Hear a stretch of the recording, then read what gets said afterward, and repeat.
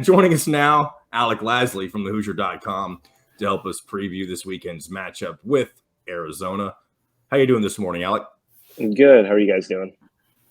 Doing good. So just go ahead. What are some of your opening thoughts about this matchup for the Hoosiers? Yeah, I mean, obviously, definitely the toughest one so far for Indiana coming up. Biggest thing is obviously gonna be somewhat of slowing down this Arizona offense, right? I mean, it's one of the best offenses in the entire country, one of the most efficient offenses. They're decently deep, so they kind of match up well with Indiana in that regard in terms of bench production. But overall, they're a more talented team than Indiana from top to bottom, in my opinion. Better shooting team than Indiana consistently, right? And they're at least a more efficient offense. But at the same time, right, Indiana comes in pretty much matching up, I think, at least as well as any team that Arizona's played so far this season with them. Both really good front courts. Backcourts are really good, but I think most likely not going to have Jalen Hood-Schifino in this one. So that I think that's going to be the one that tips this a little bit more towards Arizona, just with their veteran backcourt. And right, we've seen what at least some defensive pressure does to Xavier Johnson, especially this year without Jalen Hood-Schifino on the floor. So I think that's going to be the biggest thing. If we see the last two games for Xavier Johnson, this could end up being closer to a double-digit win for Arizona. If not, then right, we'll see which shots fall, which shots don't. But I think that's at the end of the day the biggest X factor for Indiana, and obviously will be throughout the entire season, but specifically in this one. That's been what's been so interesting to me, Alec, is it seems like, these past two games that almost like Xavier has once again kind of reverted back to that player he was last season without Jalen Hood-Schifino on the floor. The first 7 games of the season, he looked very comfortable with that starting rotation, and it's all of a sudden. And I understand that Trey Galloway has a very different game, and things have to change, rotations change when you have one of your starters out. But to me, I feel like if Mike Woodson can get Xavier Johnson to, hey, just play your game a little bit here. We don't need you to go 2 for 11. We don't need you to have 7 turnovers in a game. I feel like that's going to give Indiana a much better chance to win. But I also think that what we saw from Trey Galloway against Nebraska was, look, we're not going to win if you just shoot 3 shots. We need you to be aggressive. We need you to be able to stretch the defense and give us some options offensively. I mean, do you expect Trey Galloway to kind of go into this game with that same sort of mentality? Because I think he can be that kind of X factor that they need, even with Jalen Hood-Schifino on the potentially sideline for another game.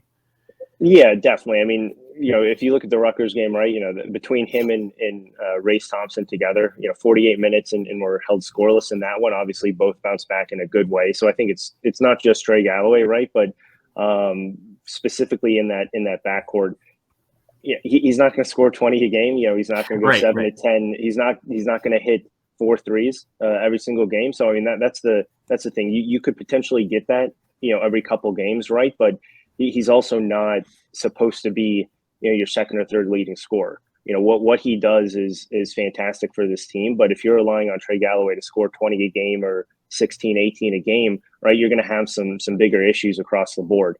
The fact that he does that, it shows you again how deep this team is, where someone can step up like that. Obviously, Tamar Bates has done it a few times and did it again on Wednesday, but it's going to be a much different dynamic. Rutgers and Nebraska both doubled Trace Jackson-Davis pretty hard every single touch. Arizona's not going to have to do that, right? They have 2 6'11", 7-footers who start, who are big physical players in the paint, both shot blockers as well. And that's going to be a much more difficult matchup, I think, for Indiana than getting doubled, because you're going to have really just one-on-one matchups. And if Indiana's not going to be able to take advantage of any of those one-on-one matchups from a really good wing defensive team, that's going to be interesting to see, especially with Trey Galloway, if he does obviously stay in the starting lineup without Jalen Hood-Schifino. I think out of any game so far, this could be the biggest one where you're really going to miss having a guy like Jalen Hood-Schifino, especially starting, because you're not going to have that third ball handler who you can bring in off the bench like a Trey Galloway, right? And we talk about it all the time, right? If Xavier Johnson gets in foul trouble, that's going to be extremely difficult to overcome. especially if you have a shorthanded bench in the guard in the backcourt regard. But we'll see what happens when it pertains to Trey Galloway. But he's definitely going to need to have to step up in this one if Indiana wants to have a good shot of keeping up with that offense that Arizona is going to bring in. Do you think Indiana would benefit from going into the paint in a game like this when you may not have somebody like Jalen Hood-Schifino the way they did against North Carolina? I know they had Jalen Hood-Schifino in that North Carolina game, but do you still think they could find similar results if they focus on that aspect of their game whenever they're missing portions of their perimeter shooting? Yes and no. I mean, I think because I don't expect a lot of doubles from Arizona, right? That's what they've kind of made, at least against Nebraska, right? They had really, really good off the ball movement from those perimeter players. If they're not going to have a double team on a guy like Trayce Jackson-Davis, right, you're probably going to have to lean a little bit more on that one-on-one matchup between Trayce Jackson-Davis, right? Potentially get Arizona's bigs in some foul trouble, which he does a great job of doing regardless. If you do that early on in the game, right, that's going to open up a lot more. Go to Arizona's bench, which isn't as big as Indiana would be on the kind of with that second unit. But if they get in foul trouble early, right, that's probably going to at least go into more of a double team defense for Arizona with that second unit. That opens up that perimeter play, and then it just comes down to making shots, right? And Mike Woodson talked about it earlier this week. It's not scientific, right? They just need to be able to make the shots that they're getting. They're not getting bad shots. They're getting a lot of open shots, which is a big difference from years past where they're forcing up kind of contested shots. Whereas this year, a lot of these shots are open looks, and they just need someone else besides Miller Kopp to consistently knock those down. But it's going to come down to that front court matchup in terms of if Trayce Jackson-Davis is going to be able to get them in foul trouble. If not, then you're going to have to hope that Xavier Johnson stays on the floor and plays like the type of point guard that we've seen in the past. One of the things that I thought really stood out to me in that Indiana-Nebraska game, and I think they've done it at times throughout this season, but they haven't played the best competition, was any time Nebraska was really making a run, and the time it stood out most to me was early in that second half when Nebraska cut the lead to 39-32, 7-point game. I felt like Indiana really slowed down the tempo, ran their offense, got a good shot. I think they got a 3 and pushed the lead back to 10 immediately. I mean, I feel like in years past, Indiana's offense has been, let's try to stop the bleeding instantly. And that's kind of where things would snowball and they would lose big leads or they couldn't close out games. I thought you saw a lot of maturity from this team in that Nebraska game. I mean, I know Arizona is going to push the tempo. They're going to try to score a lot of points, create as many possessions as possible. Do you think a key for Indiana in this game is going to be try to slow that down? Because if you try to get into a shootout with Arizona and try to run the floor for 40 minutes, I feel like they just don't have the same sort of firepower, especially with Jalen Hood-Schifino out. I just don't think they have the same sort of firepower as Arizona. So that's where I think if you try to slow down the tempo, at least in segments of this game, that can really benefit Indiana.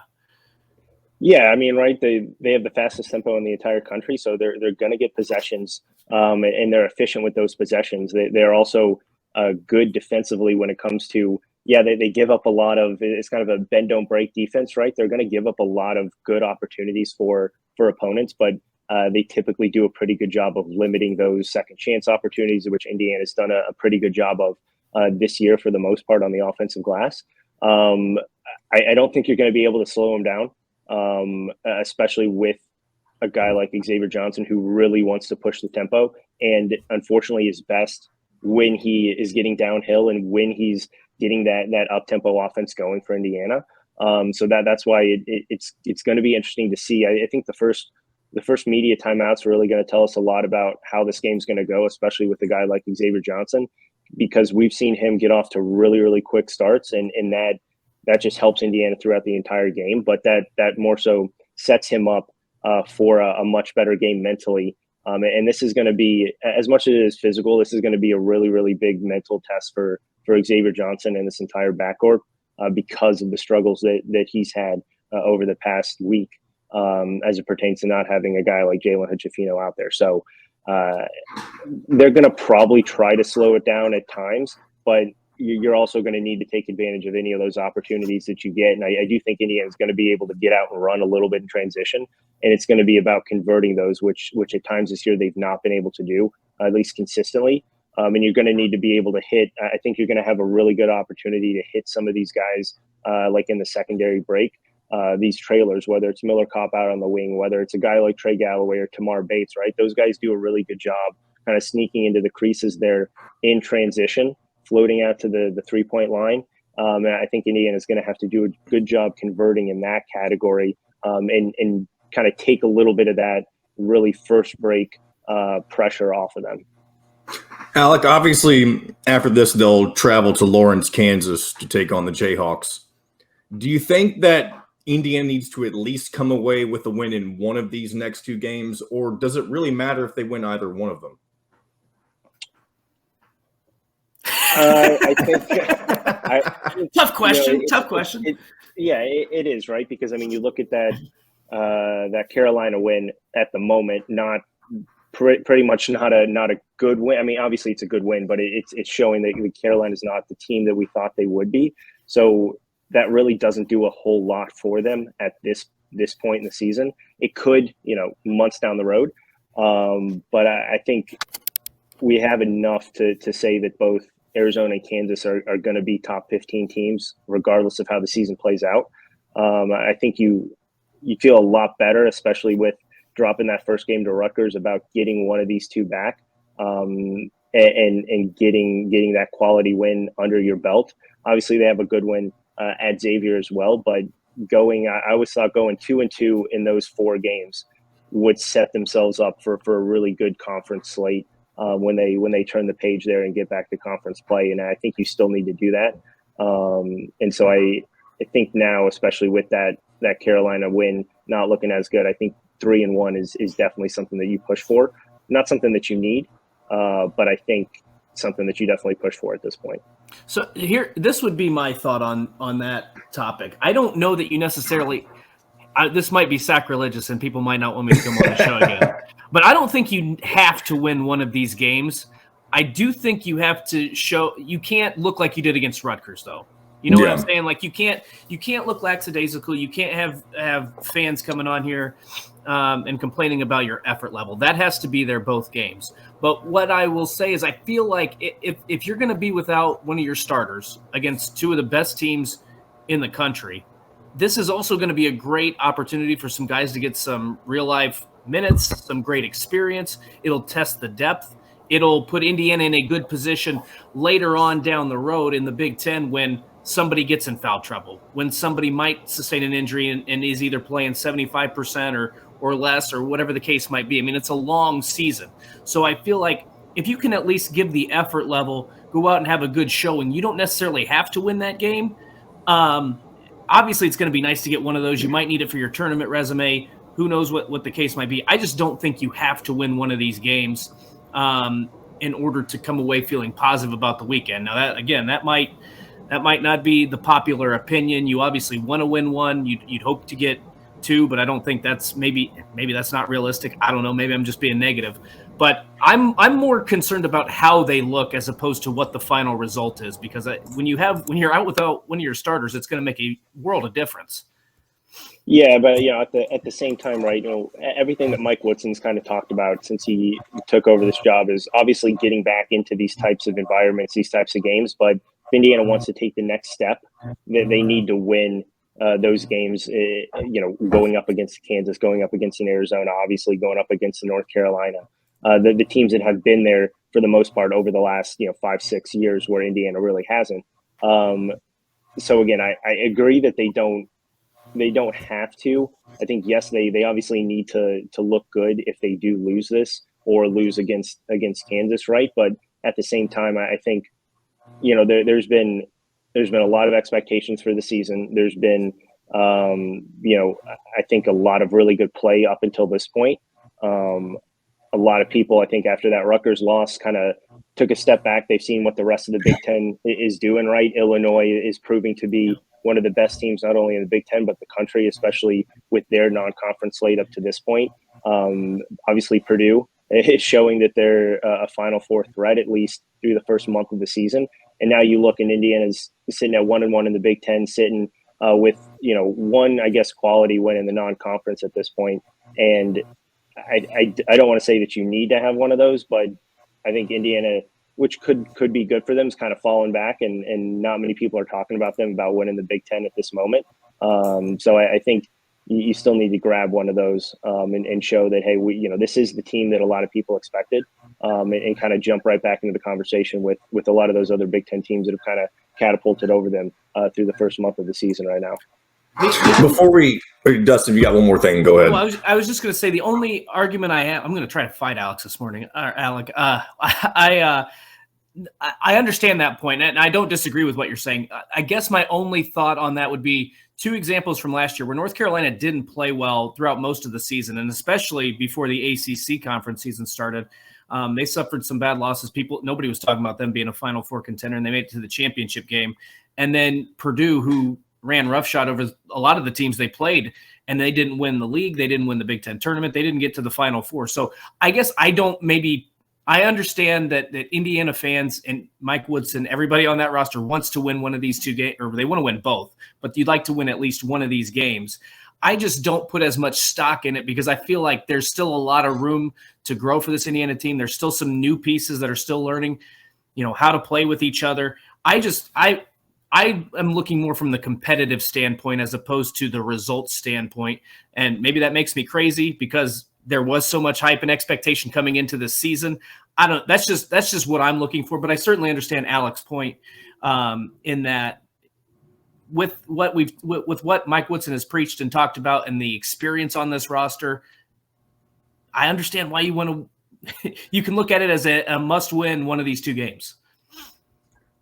I think Roberts says it best real quick. Just to be taken seriously on the national stage, you need to at least win one and show that they are competitive in both. I think that's a pretty solid That's fair expectation. Before we get to our first or our second break, Michelle Reuter brings up something that I already have prepared for us. So there's a video out on Twitter. I don't know if either of you all have seen it, of Mike Woodson singing "Don't Stop Believing" somewhere out in Vegas last night. Have either of you two seen this?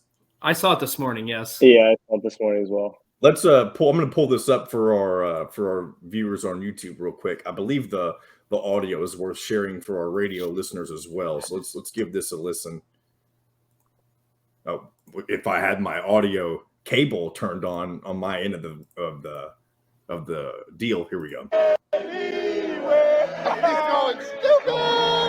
Hey, just the city boy. Yeah. The sound of the joy. We took the midnight train going anywhere. He's got a couple of characters sitting next to him as well, it looks like. I don't know what those guys are.